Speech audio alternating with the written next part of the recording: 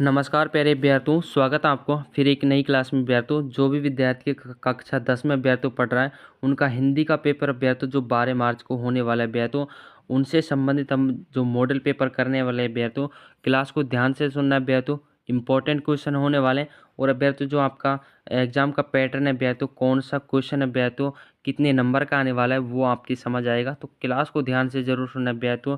जो आपका हर तरह के क्वेश्चन है विद्यार्थियों इसमें आपको देखने को मिलने वाले इंपॉर्टेंट क्लास रहने वाले विद्यार्थियों।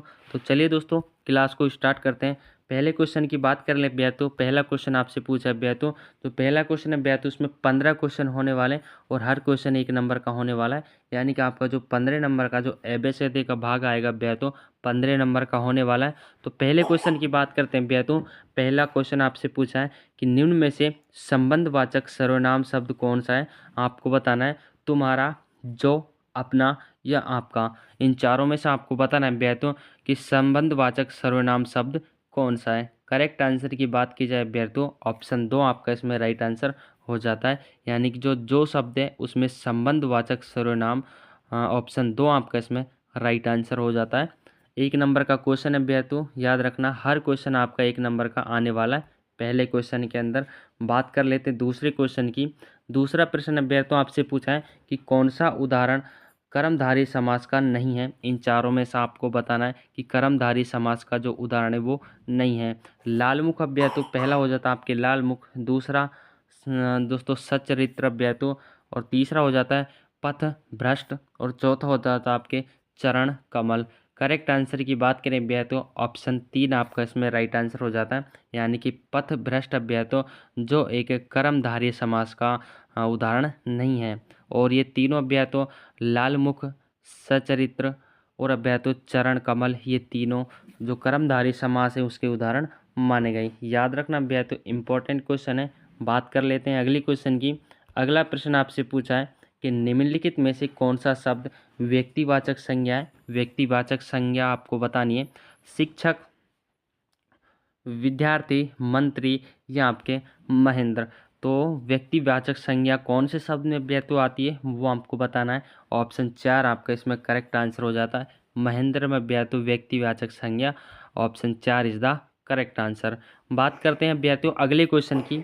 अगला क्वेश्चन आपसे पूछा है कि रूप परिवर्तन के आधार पर जो पद भेद है वो कितने होते हैं। तो रूप परिवर्तन के आधार पर पद भेदों के अभ्यर्थियों आपको बताना है कि कितने होते हैं।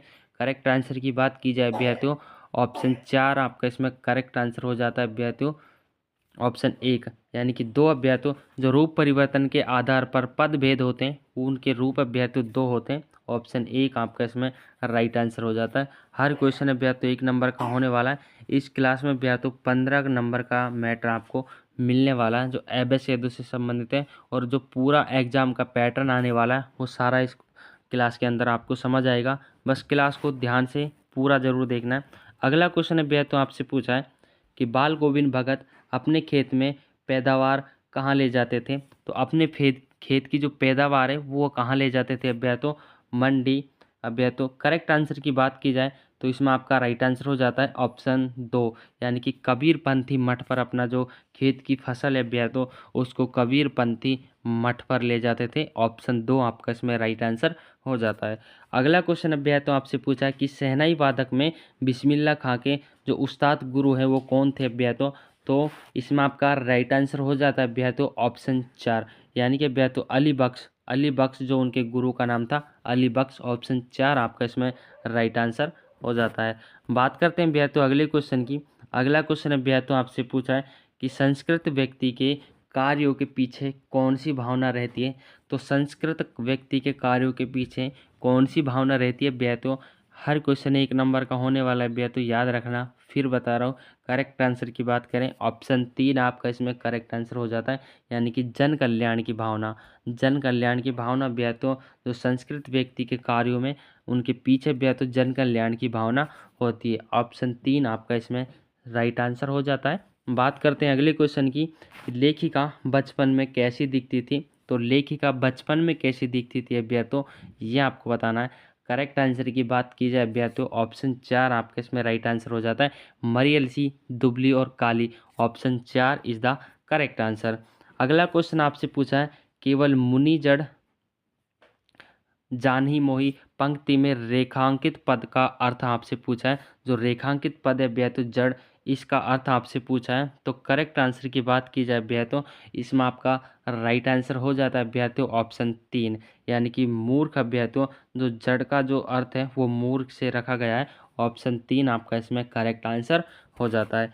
बात करते हैं भैया तो अगले क्वेश्चन की। अगला क्वेश्चन आपसे पूछा है कि संगीतकार द्वारा जानबूझकर स्वर को ऊंचा न उठाए जाने को क्या समझना चाहिए। तो संगीतकार द्वारा, जो संगीतकार है इसके द्वारा जानबूझकर स्वर को ऊंचा न उठाए जाने वाले को क्या समझना चाहिए। करेक्ट आंसर की बात की जाए विद्यार्थियों, इसमें आपका राइट आंसर हो जाता है ऑप्शन 1, यानी कि संगीतकार की इंसानियत। ऑप्शन 1 आपका इसमें राइट आंसर हो जाता है। अगला क्वेश्चन आपसे पूछा है जो आत्मकथ्य कविता में थके पति की जो पंथा है वो किसके लिए जो प्रयुक्त हुआ है भैया। तो करेक्ट आंसर की बात की जाए भैया तो इसमें आपका राइट आंसर हो जाता है ऑप्शन 3, यानी कि जयशंकर प्रसाद के लिए ये प्रयुक्त हुआ है। ऑप्शन 3 आपका इसमें करेक्ट आंसर हो जाता है। याद रखना भैया तो जयशंकर प्रसाद। अगला क्वेश्चन आपसे पूछा है फसल।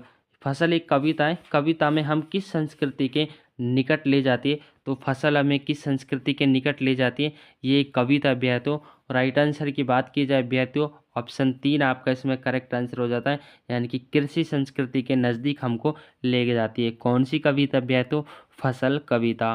कृषि संस्कृति विद्यार्थियों याद रखना ऑप्शन 3 आपका इसमें करेक्ट आंसर हो जाता है। बात कर लेते हैं विद्यार्थियों अगले क्वेश्चन की। अगला क्वेश्चन अब विद्यार्थियों आपसे पूछा है कि लेखक के पिताजी उन्हें क्या खिलाते थे। तो लेखक के पिताजी उनको क्या खिलाते थे, ये आपसे पूछ लिया है। करेक्ट आंसर ऑप्शन 2 हो जाता है, यानी कि बड़े व्यापारियों का विद्यार्थियों बड़े सॉरी इसमें आपके हो जाता है लेखक के पिताजी उन्हें क्या खिलाते थे विद्यार्थियों। राइट आंसर की बात की जाए विद्यार्थियों तो इसमें आपका करेक्ट आंसर ऑप्शन 2 हो जाता है, यानी कि गोरस और भात। अभ्यर्थियों गोरस और भात उनको लिखाते थे अभ्यर्थियों। ऑप्शन 2 इसमें आपका बिल्कुल करेक्ट आंसर हो जाता है। बात कर लेते हैं अगले क्वेश्चन की। अगला क्वेश्चन अभ्यर्थियों आपसे पूछा है कि जितेन ने द्विमुख अभ्यर्थियों याद रखना अभ्यर्थियों, जितेन ने खेदुम अभ्यर्थियों खेदुम को किनका निवास बताया। तो करेक्ट आंसर की बात की जाए अभ्यर्थियों तो जितेन ने देमु को किसका निवास बताया है। इसमें आपका राइट आंसर ऑप्शन 1 हो जाता है, यानी कि देवी देवताओं का निवास बताया गया है।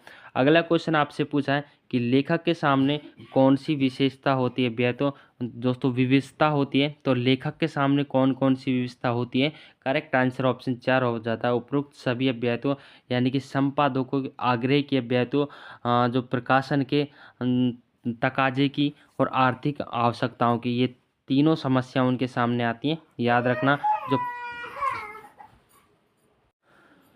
दोस्तों यहाँ पर जो आपके जो 15 नंबर का मैटर है वो अभ्यर्थियों आपका खत्म हुआ। हर क्वेश्चन 1 नंबर का था, 15 क्वेश्चन अभ्यर्थियों जो पहले क्वेश्चन के अंदर 15 क्वेश्चन थे, 15 नंबर का मैटर अभ्यर्थियों आपका खत्म होता है।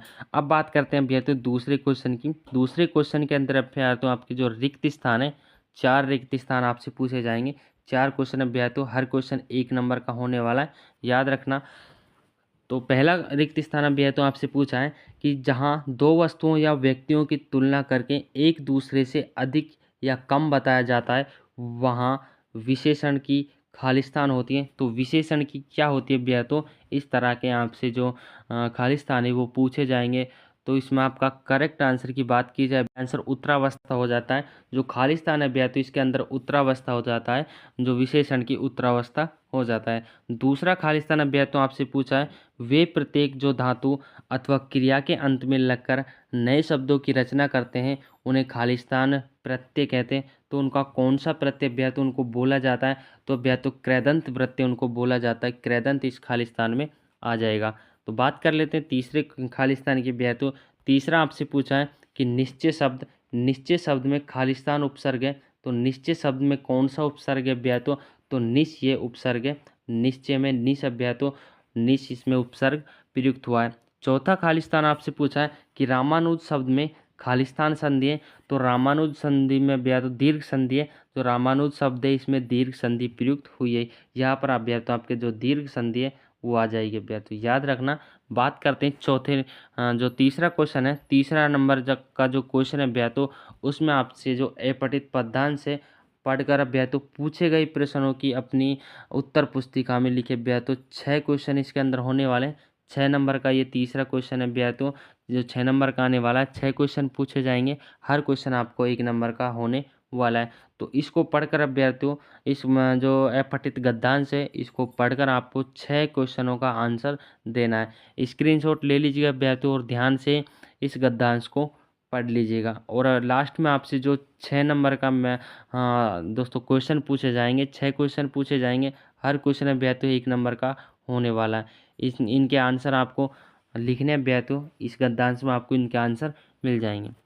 अगला क्वेश्चन अभ्यर्थियों आपसे पूछा है 4था नंबर का क्वेश्चन, ये अभ्यर्थियों आपसे अपठित पद्यांश का पूछा जाएगा। याद रखना ये क्वेश्चन भी 6 नंबर का होने वाला है, हर क्वेश्चन 1 नंबर का होने वाला है। 6 क्वेश्चन इसके अंदर भी अभ्यर्थियों आपसे पूछे जाएंगे। इसको पढ़कर अभ्यर्थियों स्क्रीनशॉट ले लीजिएगा और यहाँ से आप अभ्यर्थियों जो आपके 6 नंबर का जो 6 क्वेश्चन पूछे जाएंगे उनके आंसर आपको इस गद्यांश में मिल जाएंगे। याद रखना अभ्यर्थियों, ध्यान से पढ़कर इनका आंसर दीजिएगा और स्क्रीनशॉट लेकर अभ्यर्थियों आप बाद में पढ़ लेना। बात करते हैं अगले क्वेश्चन की।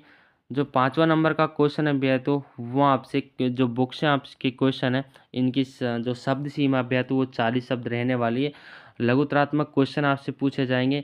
नेताजी का चश्मा कहानी में निहित देशभक्ति के संदेश को अपने शब्दों में स्पष्ट कीजिए। तो इसका स्क्रीनशॉट लेकर अभ्यर्थियों आप बुक में आप देख लीजिएगा, इस क्वेश्चन का आंसर आपको वहाँ से देना है।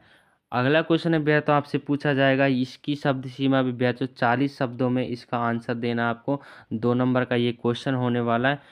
लेखक का अभ्यर्थियों, लेखक किस बात से भयभीत है, आप उसके भय को दूर करने के लिए क्या सुझाव देना उचित समझेंगे। अभ्यर्थियों इस क्वेश्चन का आंसर भी आपको बुक से देना है। स्क्रीनशॉट ले लेना और बुक से आपको इस क्वेश्चन को, हर क्वेश्चन को आप बुक से पढ़ना है। अगला क्वेश्चन आपसे पूछा अभ्यर्थियों कि उद्धव ज्ञानी थे, नीति की बातें जानते थे, गोपियों के पास ऐसी कौन सी शक्ति थी जो उनके वाक चतुराई में मुखरित होती है हो उठी अभ्यर्थियों। याद रखना ये भी आपका 2 नंबर का क्वेश्चन होने वाला है। 40 शब्दों में इसका आंसर आपको देना है। स्क्रीनशॉट लेकर अभ्यर्थियों इस क्वेश्चन को भी आपको जो बुक में ये पाठ दिया हुआ है उसके अंदर से आपको इसको देखना है। अगला क्वेश्चन है भैया, तो ये भी इसी तरह से आपके 40 शब्द इसमें भी होने वाले हैं और 2 नंबर का ये क्वेश्चन होने वाला है। कवि बादल से फुहार रिमझिम या बरसने के स्थान पर गरजने के लिए कहता है, क्यों कहता है। क्वेश्चन आपको मिल जाएगा बुक में, वहाँ से आप इसका आंसर दोगे। ये क्वेश्चन भी भैया तो आपका 2 नंबर का होने वाला है। 40 शब्द सीमा इसके भैया तो आंसर की होने वाली है।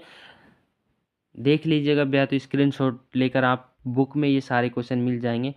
बुक में भैया तो आपको ये क्वेश्चन जरूर देखने, क्योंकि आपका जो पेपर का पैटर्न है वो इसी तरह का आने वाला, इसी तरह का आपके क्वेश्चन आएंगे। यही क्वेश्चन है भैया तो जो आपका 12 मार्च का एग्जाम होने वाला है उस तक भैया तो मैं आपको 15 मॉडल पेपर कराऊंगा, उसी में से आपका जो पेपर है वो आने वाला है।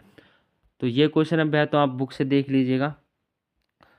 जो अगले क्वेश्चन है भैया तो आपसे पूछे जाएंगे, ये आपका खंड तीसरा आता है। खंड 6 में आपसे जो क्वेश्चन पूछे जाएंगे भैया तो ये भी आपके गद्यांश को पढ़कर पूछे गए प्रश्नों के उत्तर दीजिए। यानी कि ये 4 नंबर का आने वाला भैया तो पहला आपका 6 नंबर का हुआ था भैया तो 6 नंबर के 2 गद्यांश और पद्यांश आपसे पहले पूछे थे। अब आपसे 2 ही पूछे जाएंगे, एक तो 4 नंबर का और दूसरा भी भैया तो आपसे 4 नंबर का पूछा जाएगा। स्क्रीनशॉट लेकर अब भैया तो इस 4 नंबर के क्वेश्चन को भैया तो आप इसके आंसर देना। 4 क्वेश्चन इसमें भी आपसे पूछे जाएंगे, हर क्वेश्चन आपका 1 नंबर का होने वाला है। याद रखना स्क्रीनशॉट लेकर ढंग से पढ़ लेना इसको, और इनको जो क्वेश्चन दिए हुए हैं इनको आंसर अभ्याय तो आपको इसमें मिल जाएंगे। जो अगला अभ्याय तो आपको अथवा में दिया हुआ है, यह आपको इनमें से एक करना है, या आप ऊपर वाला कर लेना, या आप यह कर लेना, कोई सा भी आपको एक करना है बस। दोस्तों अगला क्वेश्चन आपके जो पद्यांश है अपठित पद्यांश, ये 4 नंबर का होने वाला है। 4 नंबर का आपका ये होने वाला है। दोस्तों 6 नंबर के आपके जो पहले गद्यांश थे और प्लस 4 नंबर के अभ्यर्थ तो आपको ये दिए हुए हैं। तो अभ्यर्थ तो आपके ये 12 अंकों का ये मैटर हो गया अभ्यर्थ तो आपका पद्यांश का अभ्यर्थ, और अभ्यर्थ तो 8 नंबर का ये होने वाला है। यानी कि 20 नंबर का मैटर तो अभ्यर्थ तो आपको यहाँ से पढ़कर ही देना है। याद रखना ये मैटर अभ्यर्थ तो आपको जो फ्री में मिल रहा है, याद रखना ध्यान से पढ़कर आपको ध्यान से उत्तर देने इनके बस। तो अगले क्वेश्चन है भैया तो वो आपसे पूछा है ये ब्याह तो आपको बुक में भी ये इनकी शब्द सीमा ब्याह तो आपका 60 से और 80 शब्द होने वाला है। 3 नंबर का ये क्वेश्चन होने वाला है। लेखक को नवाब साहब ने किन भावों और महसूस हुआ कि वे उसके बातचीत करने के लिए दोस्तों जो तकनीक भी उत्सुक नहीं है, या आप अथवा में जो दिया हुआ है, या आप इसको कर लीजिएगा कि बिस्मिल्लाह खां को शहनाई की जो मंगल ध्वनि का नायक क्यों कहा गया है, या इसको कर लीजिएगा। इन दोनों में से आपको एक ही करना है, एक का आंसर देना है आपको। 60 से 80 शब्दों के बीच में आपको इनका आंसर देना है, याद रखना अभ्यर्थियों। बात कर लेते हैं जो 15 नंबर का क्वेश्चन है भैया, तो ये भी आपका बुक से होने वाला है। ये भी 3 नंबर का क्वेश्चन होने वाला है। शब्द सीमा आपकी इसको 60 से 80 रखनी है। बुक में ये सारे क्वेश्चन आपको मिल जाएंगे। स्क्रीनशॉट लेकर आपको आंसर बुक में देखना है। अगला क्वेश्चन है भैया, तो आपसे पूछा है कि कवि सूरदास, ये क्वेश्चन है भैया तो अथवा में दिया हुआ है आपके। 3 नंबर का क्वेश्चन ये भी होने वाला है। इन दोनों में से भी आपको एक करना है। जो अथवा में दिया भैया तो उनमें से आपको एक ही करना है। ऊपर वाला कर लेना भैया तो चाहे नीचे वाला कर लेना, जो आपको अच्छे से आता हो। 17 नंबर में भैया तो आपके दिया हुआ है 80 से 100 शब्द। ये क्वेश्चन भैया तो 4 नंबर का होने वाला है। अथवा में दिया हुआ है एक ही करना है, ऊपर का कर लेना चाहे नीचे का भैया तो। माता का आंचल भैया तो पाठ के आधार पर दोस्तों तत्कालीन और आज के बच्चों में के जो मनोविज्ञान में अंतर स्पष्ट कीजिए, इसको कर लीजिएगा। ये आप इसको कर लीजिएगा, यानी कि साना साना हाथ जोड़ी पाठ में आम लोगों के जीवन पर क्या विचार व्यक्त किए गए हैं, इनमें से आपको एक ही क्वेश्चन करने वाला है जो आपको अच्छे से आता हो। बात कर लेते हैं 18वें नंबर क्वेश्चन की। जो 18वां नंबर क्वेश्चन है भैया तो उस पर भैया तो आपको निबंध लिखना है, स्टार लगा के रखना है भैया तो। 6 नंबर का ये निबंध आने वाला है। आपको कोई सा भी टॉपिक ले लेना भैया तो। संकेत बिंदु भैया तो सबसे पहले आपको प्रस्तावना लिखना है, यानी कि जो आपकी निबंध की भूमिका होती है, प्रस्तावना होता है, वो लिखना है। फिर भैया तो साइबर अपराध क्या है भैया तो ये आपका जो दूसरा नंबर का टॉपिक है वो होने वाला है। एक एक निबंध के अंदर भैया तो आपको टॉपिक डालकर ये आपको कर लेना है, यानी कि दूरदर्शन, ये भी आपके आ सकता है भैया तो। स्क्रीनशॉट लेना और इन निबंधों को आप अपनी जो बुक है या पासबुक है आपके पास उसमें देखना ज़रूर। यहीं से आपके एग्जाम में जो निबंध है वो आने वाला है। और तीसरा निबंध आपके जो है आदर्श विद्यार्थी, या इसके ऊपर भी आपके निबंध आ सकता है। स्टार लगा के रखना भैया तो, सबको पढ़ के जाना भैया तो। चौथा आपके दिया हुआ है भैया तो कि इलेक्ट्रिक वाहन आज की आवश्यकता, इसके ऊपर भी आपको निबंध देखकर जाना है। बात करते हैं भैया तो अगली क्वेश्चन की। दोस्तों 20 नंबर का क्वेश्चन है भैया तो। जो 20 क्वेश्चन आपके आने वाले हैं, आपके एग्जाम में 20 क्वेश्चन आने वाले हैं। और 19वें नंबर का क्वेश्चन है भैया तो आपकी प्रार्थना पत्र का आने वाला है। अथवा में दिया हुआ है, या आप ऊपर वाला करना या आप नीचे वाला करना। प्रार्थना पत्र भैया तो स्क्रीनशॉट ले लीजिएगा और इस प्रार्थना पत्र को आप ढूंढ कर लीजिएगा। जो 20वां नंबर का क्वेश्चन है भैया तो वो भी आपके प्रार्थना पत्र से दिया हुआ है। प्रार्थना पत्र भैया तो याद रखना 4 नंबर का ये होने वाला है। 4 4 और 8 नंबर का मैटर आपको यहाँ से मिलने वाला है। तो याद कीजिएगा भैया तो आपका जो 12 मार्च का एग्ज़ाम होने वाला है, जब तक आपको मैं 15 मॉडल पेपर कराने वाला हूँ, आपका जो एग्ज़ाम है, जो पेपर है, यहीं से भैया तो इन 15 मॉडल पेपरों में छपने वाला है। ध्यान से देख लीजिएगा, इम्पोर्टेंट क्लास है। जो विद्यार्थी चैनल पर नया विजिट किया हो, चैनल को ज़रूर सब्सक्राइब कर लीजिएगा विद्यार्थियों, ताकि आने वाली क्लास सबसे पहले आप तक पहुँच सके। मिलते हैं भैया तो अगली क्लास में, तब तक के लिए जय हिंद साथियों।